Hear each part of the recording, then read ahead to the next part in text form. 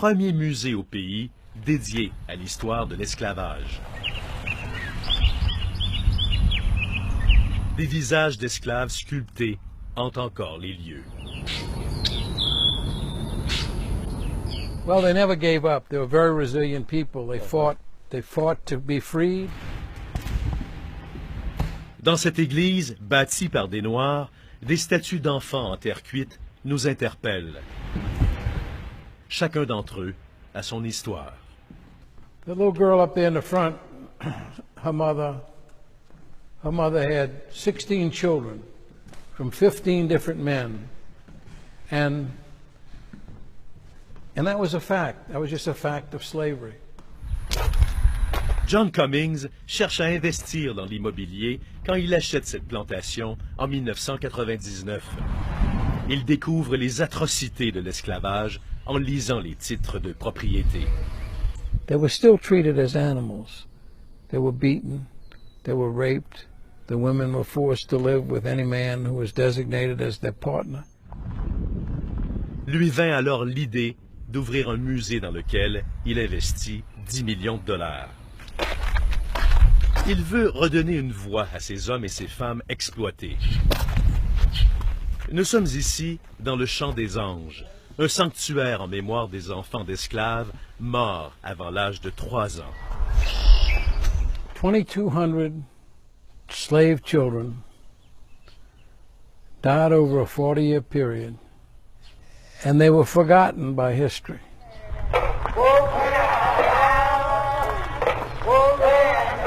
Les noms de 107 000 esclaves de la Louisiane sont gravés dans le granit. Sybil Haydel Montréal a un lien de parenté avec l'un d'entre eux. Son arrière-grand-père, Victor Haydel, a vécu sur cette plantation. Un secret de famille longtemps caché. They never talked about slave. They never said slave. They never said Victor was a slave. They talked about Victor, but never used that word. L'ancien maître des lieux, un blanc, a eu un enfant avec une des esclaves noires.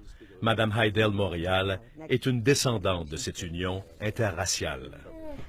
So good to see you. I'm good. Yeah, you're looking good. Thank you. Thank you. Yeah. Nous organisons une rencontre entre elle et un des petits-fils des propriétaires de la plantation, la famille Haydel Marmillon.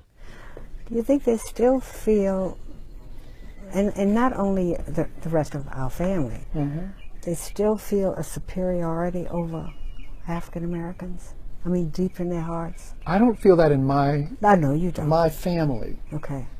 but a lot of my cousins are still racist. 150 ans après l'émancipation de 4 millions d'esclaves, le malaise persiste. Madeleine Lévé, Charlotte Pierrot Télémac. L'historien Ibrahima Seck dirige la recherche au musée de la plantation Whitney. Plusieurs de ces esclaves viennent du Sénégal, son pays natal. Les États-Unis ont bâti, dit-il, leur prospérité sur le dos de ces esclaves. Il m'arrive souvent de pleurer quand je fais le tour. Je ne sais pas. Très souvent, je suis pris par d'un profond coup d'émotion. Un passé douloureux que les Américains découvrent en visitant la plantation. It was kind of sad and it was good because it tells you more about slavery and other sorts of things that the slaves did and the white people did to the slaves. You know, nobody wants to talk about slavery, not even in Texas where we come from.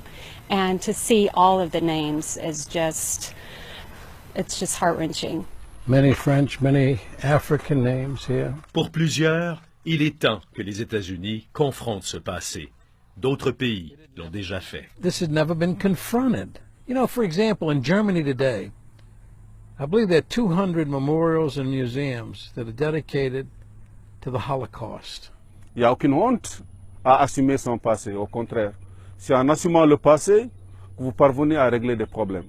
Le docteur Ibrahima Seck croit que la violence de l'esclavage se répercute encore dans la société américaine. Le racisme est toujours là. Les descendants des esclaves sont les plus pauvres. Ils ont les mauvaises écoles, c'est pour eux. une forte proportion de la population masculine est en prison, le crime, la drogue, ça, tout ça, c'est des séquelles de l'esclavage. It's sad. It really is sad. We have to change the hearts of people. I don't know how to do that. Well, people are afraid. Une peur, une méfiance, 200 ans d'esclavage laissent des marques que même un président noir n'a pu effacer.